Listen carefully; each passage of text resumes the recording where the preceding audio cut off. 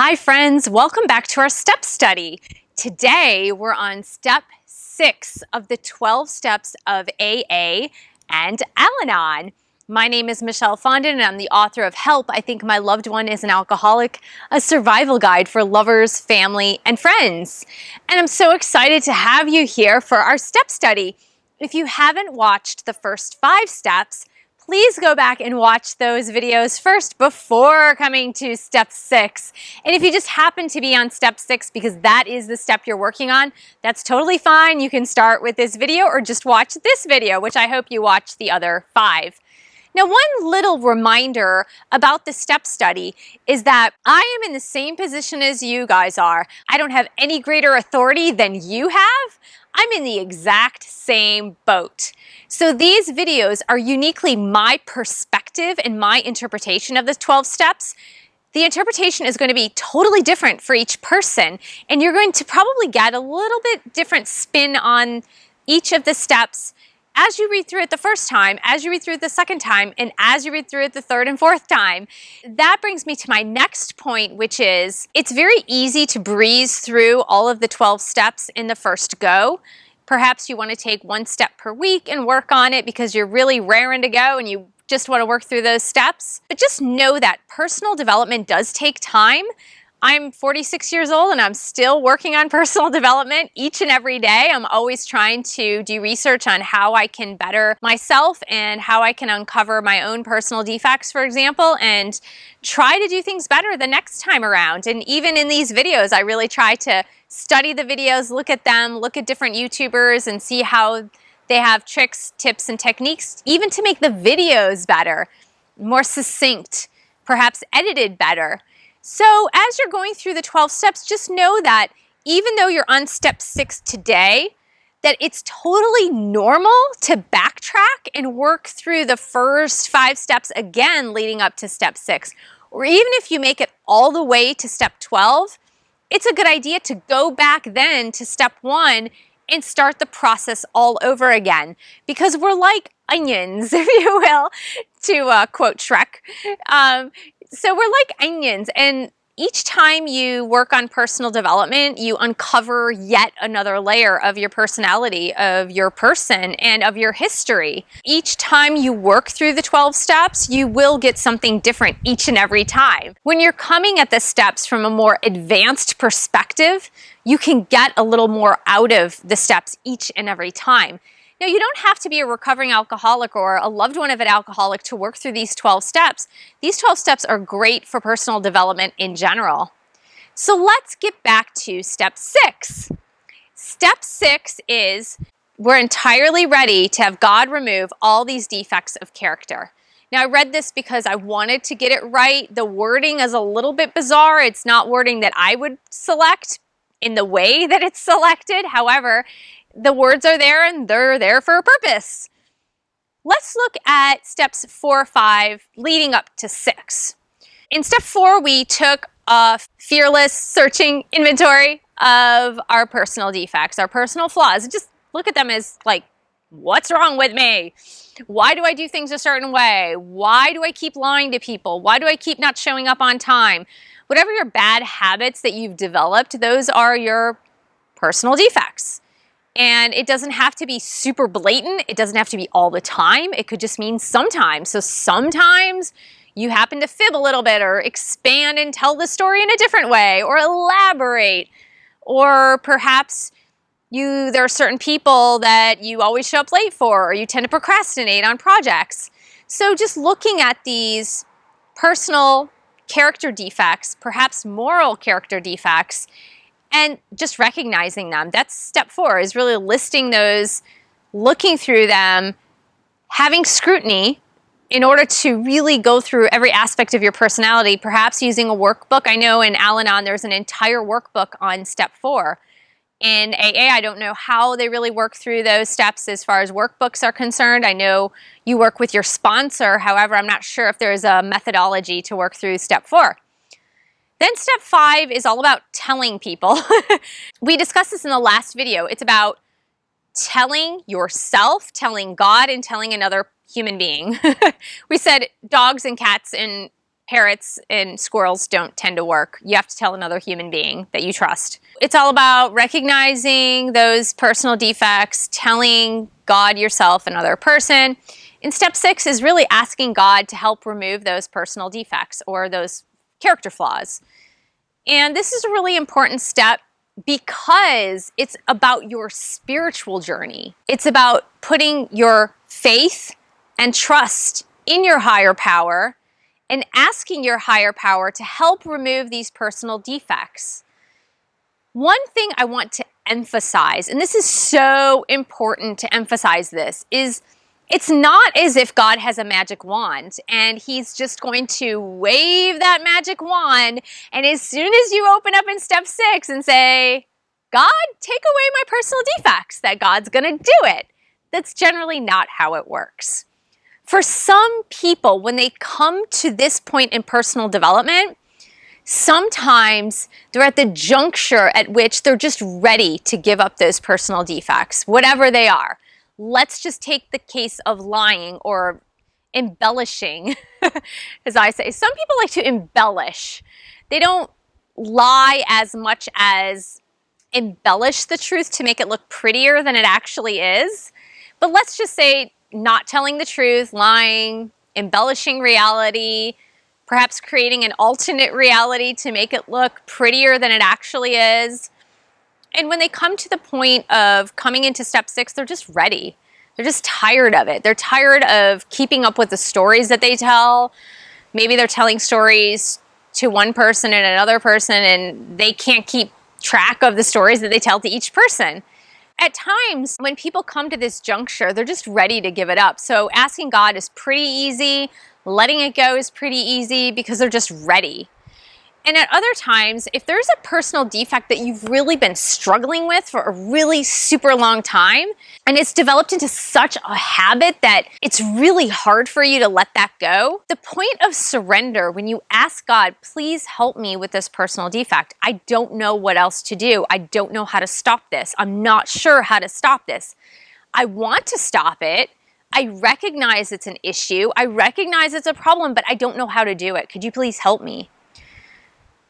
At that point, you've surrendered enough to your higher power that you're ready to open up to the possibilities of having that personal defect removed. And that's really an important part in this process of letting go of your personal flaws. It might not happen overnight, and it usually doesn't. And I just want to let you know that. Take heart, it usually doesn't happen overnight. Now, one thing about surrendering to God is letting go and letting God. It literally means what it says. It means, I let go of this. I give it up to you, God, higher power, whatever you call your higher power. It's about, I give it up to you. I give this flaw. So for me, let me just give you an example. For me, my flaw, one of my major flaws is impatience. I get super impatient about things that I want to happen and have happen right away. And so oftentimes I miss steps. I miss steps along the way, or I forget to appreciate beauty in each of the steps, or I step on somebody else's toes, not literally, figuratively. I step on somebody else's toes because I'm so impatient. I want something to happen now, and I want it to occur, and I get so excited, and I just want things to unfold, and I want things to change, and I want things to happen, that I hurt somebody else's feelings in the process because maybe they're not on the same path that I'm on, or maybe they need to take things slow and they need to go through a process. And my impatience hurts other people and it hurts myself because I'm not allowing myself to enjoy the moment a lot of times. I'm not allowing myself to enjoy the process. If I say to God, God, can you please take away my personal defect of impatience? And God, by me surrendering it to Him, I'm giving that up to Him. I'm allowing Him to make the decision for me as to whether or not that personal defect will be removed. My surrender has to come to the point of trust and faith that it will happen, but it might not happen in my timetable. So do you understand the difference? It's not God is a vending machine. God has a magic wand and He's just going to grant you your wish and you'll have a clean slate and all of those personal defects will be gone and you're just going to be this brand new sparkly person. That's not how life works.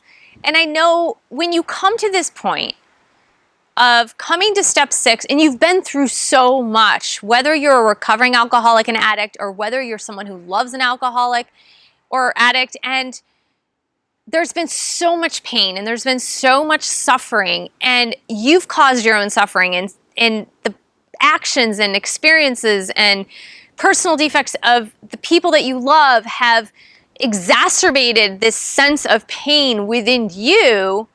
When you come to this point, you're ready a lot of times to just have that clean slate. Like, you want it to go to 0. You want to hit the reset button because you don't want to feel the pain anymore. And oftentimes what God does with what we give to Him is that He uses it to form our character and to make our character stronger. There's a concept in New Age literature, a New Age philosophy, that's called the shadow side. Your shadow side is kind of like your dark side. If you like Star Wars and science fiction, your dark side or your shadow side is the side that we typically conceal, that we typically hide. And hopefully step 4 helped you to reveal that shadow side even more. And by step 5, when you've revealed it to yourself, your God, and another person, that it helps to, it takes away the strength from the shadow side and makes it less powerful over you. It has less power over you. So already what you've started to do is you've started to bring those personal defects out of the shadows into the light. And once you bring something that's in the dark and you bring it into the light, it has less power over you. Isn't that true? Have you ever been really frightened in the middle of the night because you heard a noise or you thought there was an intruder in your house and it was dark, like everything was dark, all the lights were off, and you got really scared and freaked out, and you might have even conjured up stuff in your head and thought, like, there's definitely somebody in the house and I'm going to get a broomstick and I'm going to walk through the halls and I'm going to confront this invader with a broomstick, not really having a solid plan. But you've conjured up this entire story in your head because it was dark and you didn't see the light. But then as soon as you went into the hallway with a broom or something and you flipped on the light switch, then everything seemed to be fine. Somehow the noises mysteriously disappeared and you realized it was just your cat walking across the floor or something ridiculous like that. For me, that happened. I usually never get scared. I used to get scared a lot, but recently in the past several years, I've had a lot of leap of faith and I don't really get scared anymore. There was a pot in my dishwasher that was clanking around, and for some reason from the upstairs, it did sound like someone walking through the house. And so I know what it's like, that you get so scared, but then, and it could be anything. It could just be walking at night if you're in the streets and you feel like someone's following you because it's dark and there's not a lot of street lights, and you start conjuring up stories in your head. But as soon as you bring it into the light, as soon as there's a lot of city lights around you, for example, you feel so much safer. Now, what changed? Nothing really changed. The luminosity changed, but your perception also changed. So it's just what you perceive. It's what you're taking in. It's how you see things. So the same thing with your personal defects. When you bring them out of the shadows and bring them into the light, automatically the perception changes. It's not so bad.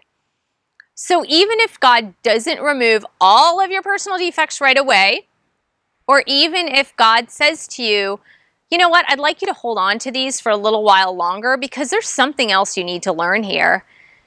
It's that trust and faith in your higher power. It's that trust and faith that God can handle this. And so you might have to give it up to Him 20 times a day, as I do sometimes with my own impatience or my own frustration. And I say, you know what, I can't handle this, God. I need to give it to you. You need to do something with this because I really can't take this anymore. And it's that continual asking and surrendering, having faith, waiting, and hoping that God will take it away. Now, what if you're not ready to have God take it away. Because that could be the case too. That could be the case that perhaps there's been, and I'm going to do a video on forgiveness because I've learned a lot about forgiveness on my personal journey, and I've learned a lot about the power of forgiveness on my personal journey. So we're going to do a completely separate video soon, sometime this week, on forgiveness. But let's just suppose that there's somebody that you really don't want to forgive, and you know that forgiveness is like the lack of forgiveness, not forgiveness, but the lack of forgiveness is a personal defect. You have been holding on to this unforgiveness, you've been holding on to this grudge, you've been holding on to this anger that you don't want to let go of and you're not ready to let it go, then that is something to overcome within step 6. Does that make sense? It means that that's something that you really need to explore.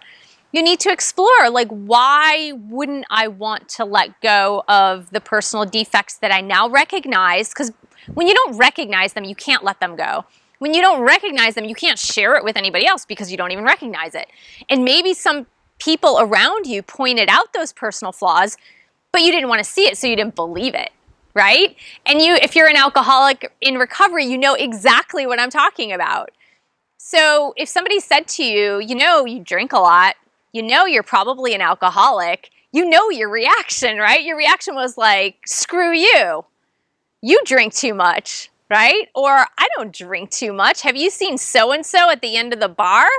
You really know that if you don't even recognize it yourself, then it's impossible to even admit it. It takes us back to the point at, if there's a personal defect that you don't want to ask God to remove, why?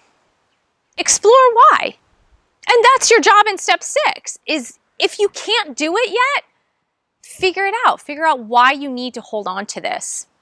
What rewards are you getting by not letting it go? Because there's always a reward that you reap by not letting something negative go, right? So everything we do in life either brings us pain or pleasure. Even if it's painful, even if the thing that we do or the thing that we experience is painful and we're not letting it go, the reason is because we're getting more pleasure out of it than pain. The scale is slightly tipped upward toward the pleasurable side, or we get some sort of reward. Why do kids throw temper tantrums continually?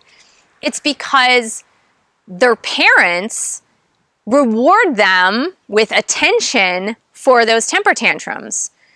Until the parent changes the behavior surrounding that temper tantrum, those temper tantrums won't go away.